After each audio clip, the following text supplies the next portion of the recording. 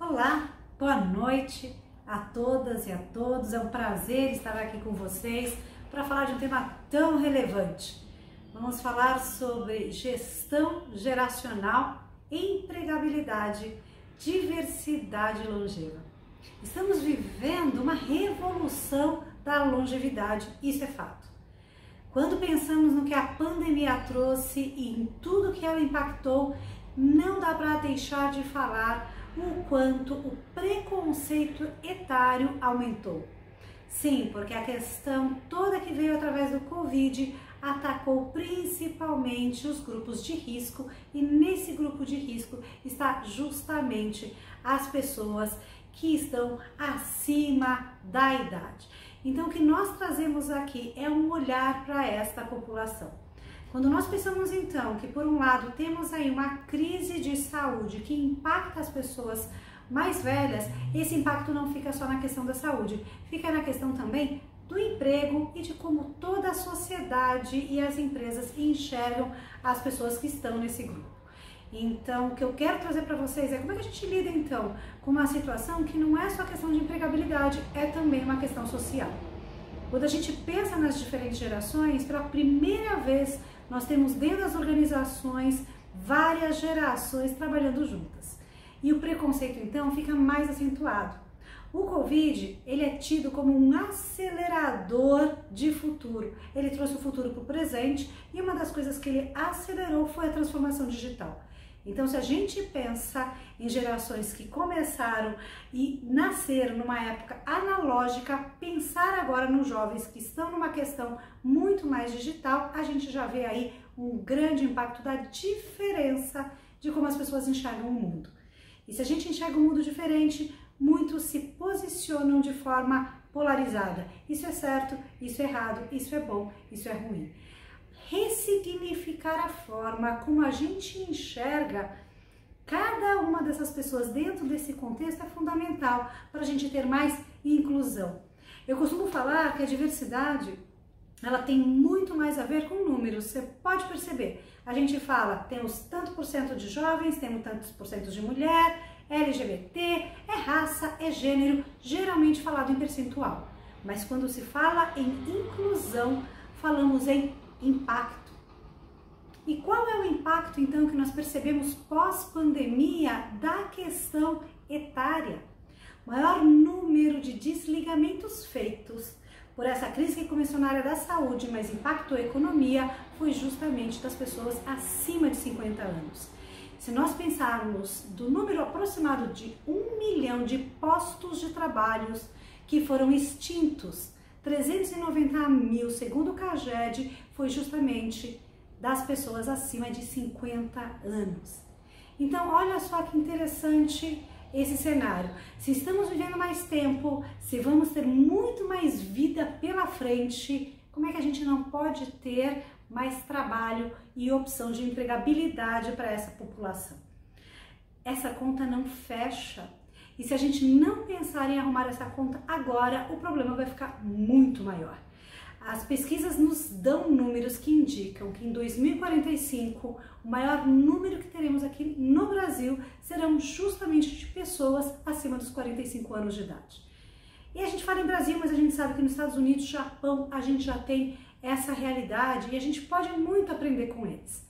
E o que a gente tem visto lá fora que a gente pode trazer agora? Dentro das organizações, quando a gente vê essa questão geracional, por exemplo, a gente pode fazer mentoria reversa. Eu adoro falar sobre isso. Quando nós vemos situações como crises, em crises como essa, situações de caos, de dificuldade, precisamos de competências como, por exemplo, a resiliência. E nesse caso, profissionais mais experientes podem aportar o seu conhecimento, a sua maturidade, a sua experiência de vida, a sua forma de ver o mundo e encontrar soluções, acalmando a nova geração. Por outro lado, a nova geração, esses novos entrantes, eles já vêm com uma mentalidade mais simplificada de solução de problemas, eles já vêm com esse foco mais digital e podem ensinar então os mais experientes em competências que eles ainda não têm. Essa troca, gente, ela é extremamente produtiva. E nós dizemos então que as empresas, elas trabalham para quê? para entregar soluções, produtos e serviços que atendam a população. Então, essa combinação criativa que a diversidade traz, com foco na solução de problemas, ela é extremamente benéfica. Então, as empresas também precisam se responsabilizar por essa transição. Elas não estão sozinhas nessas. Costumamos falar que o foco da empresa não pode ser mais agora o shareholder. A gente tem que trabalhar com os stakeholders, ou seja, não só pensar no resultado para o dono da organização, para os acionistas, para os investidores, mas para todos os impactados com aquele negócio. Mais do que nunca, descobrimos que somos interdependentes. Então, se meu produto ele não tem dentro da sua estrutura organizacional, da sua preparação, do seu desenho, a representatividade da sociedade, provavelmente é um produto que não vai ser uma boa solução para o que a sociedade espera. E nesse sentido, temos tido muito mais pessoas acima dos 50 e cada vez mais esse número vai aumentar. Por isso, se não é por uma questão de acolher a diversidade, que seja por uma questão de resultado de negócio. É questão, né, de inteligência, é questão de estratégia, é questão de inclusão. As empresas, no entanto, não precisam estar sozinhas. Nós temos visto várias associações trabalhando para isso.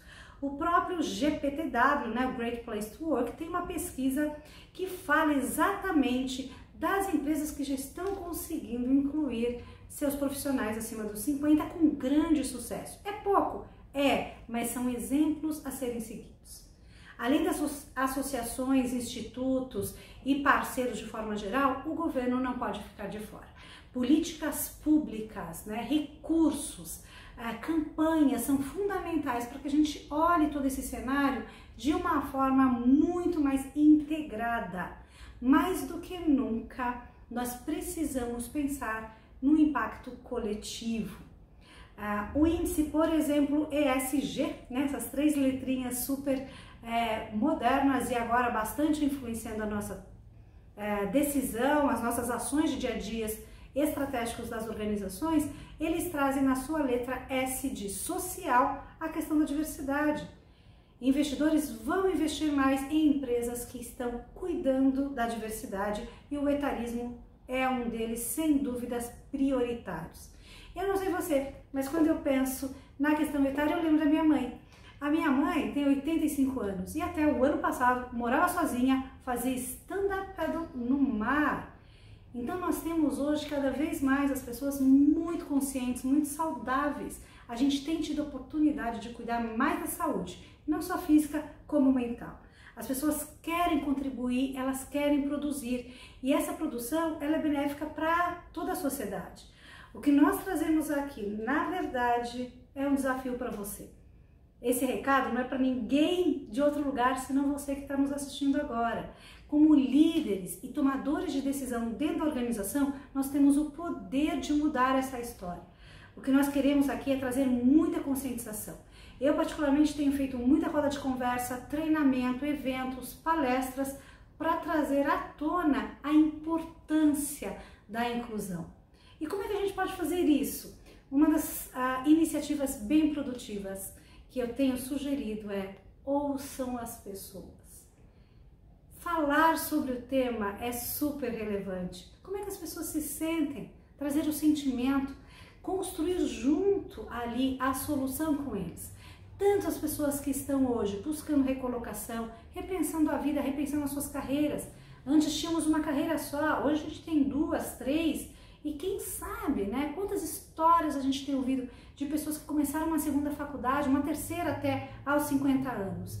Quando a gente viu circulando muito aí na mídia, casos, né, de grandes empresas, de descobertas que foram feitas, foram justamente a partir dessa faixa etária. Tem muita vida pela frente.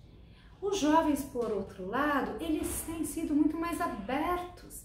A conscientização também nessa população, ela tem sido maior. A própria questão das mídias, o acesso à informação, a globalização, tem trazido à tona a possibilidade da gente conversar mais, seja de forma virtual, seja de forma pessoal.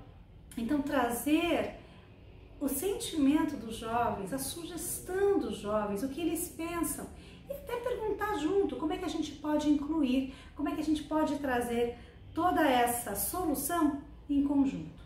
O que não dá para fazer é fazer de conta que isso não está acontecendo. O que eu tenho visto nas mentorias que eu tenho dado, nas empresas que eu tenho visitado, é que existe sim uma preocupação, mas não se sabe como começar. E para começar, a gente precisa trazer não só a conscientização, mas o papel da liderança. A tomada de decisão dos líderes é fundamental. Colocar na pauta de discussão, colocar na mesa esse tema, trazer aí como prioridade dentro das estratégias. Aquilo que é importante para qualquer pessoa, geralmente a gente percebe através de dois aspectos fundamentais. O tempo que é gasto naquele determinado assunto, naquela determinada atividade, e o investimento que é feito naquele determinado projeto. Pensa na sua vida, com o que você gasta o seu tempo? Aonde você investe os seus recursos pessoais? São provavelmente as coisas mais importantes para você. A gente precisa trazer à tona a importância do etarismo. A gente precisa trazer à tona a importância da inclusão dessas pessoas. E a gente aqui não está fazendo favor, não queremos tratar isso como se fosse, vamos dar uma ajudazinha. É questão, gente, de sociedade, é questão de empregabilidade, é questão de sucesso nos negócios e, acima de tudo, é respeito ao indivíduo. E o que nós acreditamos é que o ser humano é a coisa mais importante. Eu espero poder ter ajudado e inspirado vocês. Contem comigo, ótimo evento a todos!